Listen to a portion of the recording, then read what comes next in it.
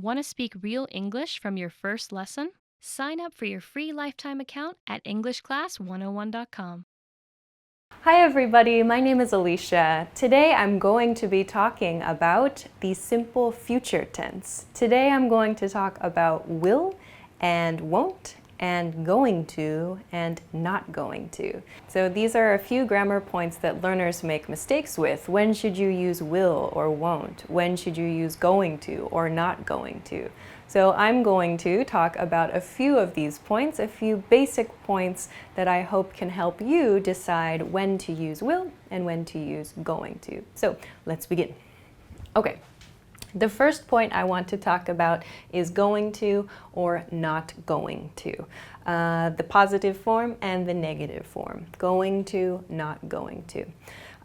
For today, I want to talk about 2 times when we'll use these grammar points. So the first time, the first situation where you use going to or not going to is for plans decided before the conversation. So if you make a decision about your future plans or someone else makes the decision before the conversation about their plans for the future, you should use going to or not going to. It's something that is probably going to happen, a high certainty. So this is a plan that has a high level of certainty, meaning there's a good chance this plan is going to happen. You decided it before the conversation, meaning you've probably had some time to plan your future, to plan your schedule a little bit. So please use going to for something you decide before the conversation. So on a timeline, it might look like this. We have past, now, and future here. So your plan is for the future, yes. But you decided on the plan sometime before the conversation. So if this point, this is now, this is your conversation, you made the plan, you made the decision before the conversation. In this case, use going to. I'm going to. At the beginning of this video, I said I'm going to talk about simple future tense, will and going to. I decided before this video started about my plans. I decided what I was going to talk to you about before the video started. So I used going to introduce that plan. So please keep this in mind. Okay, but let's talk about will now. So we use will and won't for decisions that are made at the moment of speaking. So keep in mind, will is the positive form, won't is the negative form here. So a decision made at the moment of speaking. This is one way to use will or won't. You can use this, for example, at restaurants. You can use this to talk about plans you make quickly after learning information from a friend.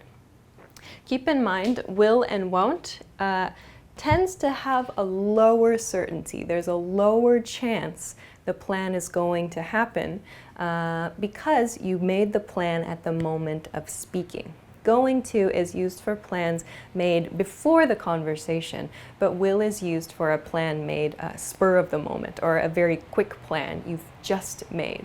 So that's kind of the image. Is the decision you just made? Use will or use won't in those cases. If you made the decision before the conversation, there's a good chance you should use going to.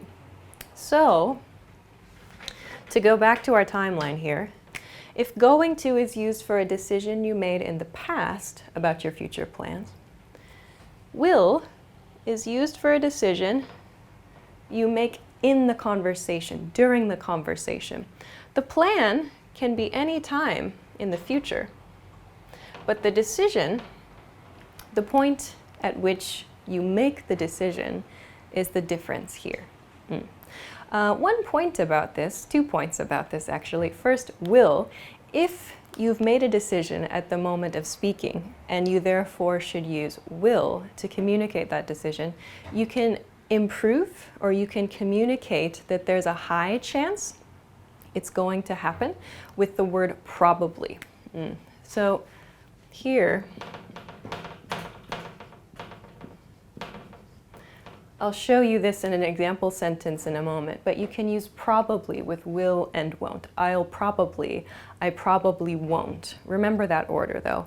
I'll probably, or I probably will, or probably won't. Point number 2 I want to mention about both of these grammar points is to make your pronunciation a little more natural. Try shortening both of these expressions. Going to shortens to gonna, G-O-N-N-A, gonna. I'm gonna, I'm not gonna. This sounds much more natural, at least in American English. For will and for won't, when you use will, use the contracted form with your subject. For example, I will becomes I'll. You will becomes you'll. They will becomes they'll. Using the contracted form sounds a lot more natural in everyday conversation. It's correct to say you will, they will, but it sounds really stiff and unnatural. So please use the contracted form to sound a bit more natural. You can use the contracted form with probably for will. I'll probably, they'll probably, we'll probably. These are all pretty good. Okay, so let's practice using them. All right. First example sentence, maybe something something, go hiking tomorrow. So how do we know? Is this a will sentence or a going to sentence? We have a hint here, maybe. Maybe. So meaning there's a low level of certainty, perhaps, a low chance that this is going to happen. So let's say maybe I'll go hiking tomorrow. This is probably the best answer. Maybe I'm going to. While you can communicate the idea, yes, it sounds like you decided your plan before the conversation, but you're using maybe. So it doesn't quite match. Instead, use I'll. Maybe I'll go hiking tomorrow. Okay, let's look at the next sentence. I'm, there's a big hint here, a grammar hint. I'm something something, go to France next year. So next year, go to France next year, this is a pretty big decision. Most people probably would not make this decision at the moment of speaking. So we should use going to. I'm going to go to France next year. This is the correct use of going to in this case. A decision made before the moment of speaking, and there's a high level of certainty here. Okay, let's look at the next one. I decided, here's a hint, past tense decided, if you watched a different video. I decided that I'm something something, go out for dinner. I'm too tired. Okay, so past tense, this shows us a big hint. Past tense, decided. This implies the decision was made before the conversation. So, I'm something something, go out for dinner. I'm too tired. Here's another hint. So, go out for dinner and too tired. This should probably be, I'm not going to go out for dinner. I'm too tired. So this person has decided, I'm not going to go out for dinner. We should use going to, the negative not going to, because the speaker made the decision before the conversation happened, and there's a high level of certainty. There's a high chance that this is going to happen. So we should use going to in this sentence. Okay, so the next sentence I included because I think it's a really good one to remember. Anytime you visit a bar, a restaurant, some kind of service situation, you can use this pattern specifically to make a request for something. So let's take a look. Here, my example sentence is, I something something have a glass of wine, please. In this case, maybe it's at a restaurant or at a bar. But in this case, you've just made the decision, looking at the menu, looking at a catalog, looking at something. You made a decision just then, at that moment, and you're asking for that item, you're asking for that service. So, we'll use will. I'll have a glass of wine, please.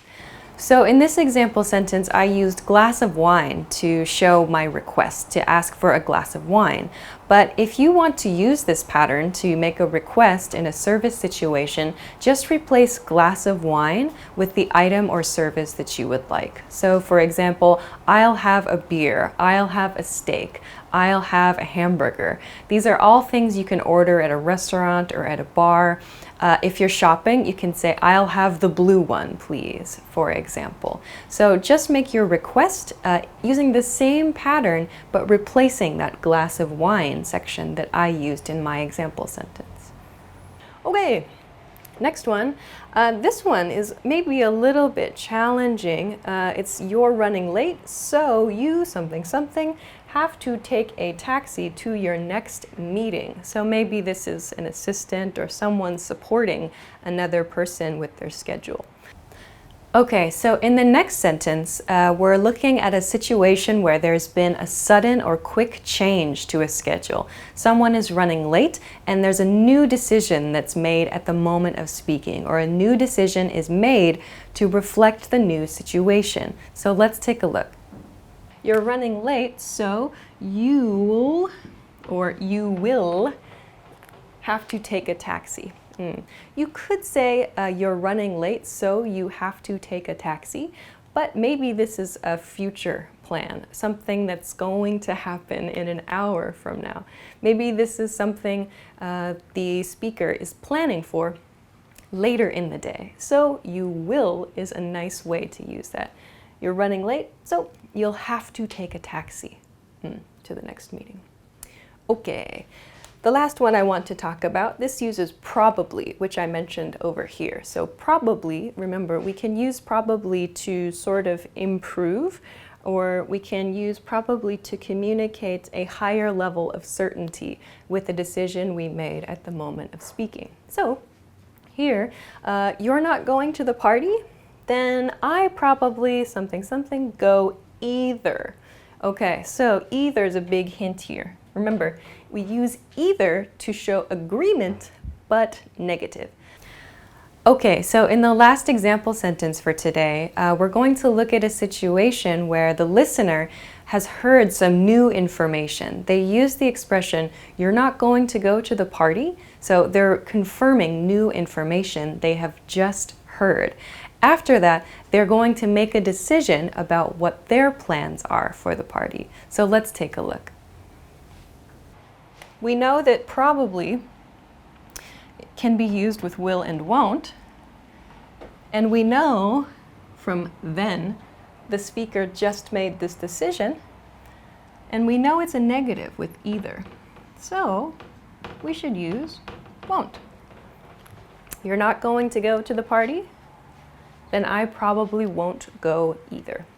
So the speaker uses won't here to show a decision made at the moment of speaking, but the speaker also uses probably won't to show there's a high chance that this is going to happen. There's a high chance that this is the future plan. Probably won't. Okay, so there's a lot of information communicated there with small words like then and either and probably as well. So please keep this in mind when you're trying to decide when to use will, won't, going to, and not going to. Okay. So that's my recap of a few useful grammar points, how to talk about your future tense plans. So I'm going to finish the lesson now. I hope that you enjoyed this lesson. If you have any questions, please feel free to leave it in a comment, or if you want to try out a few practice sentences, please feel free to leave those in the comment section too. If you haven't already, please be sure to like this video and subscribe to our channel too. If you want to find more stuff like this, more lessons, more information like this, you can check out EnglishClass101.com. Thanks very much for watching this episode, and I will see you again soon. Bye bye.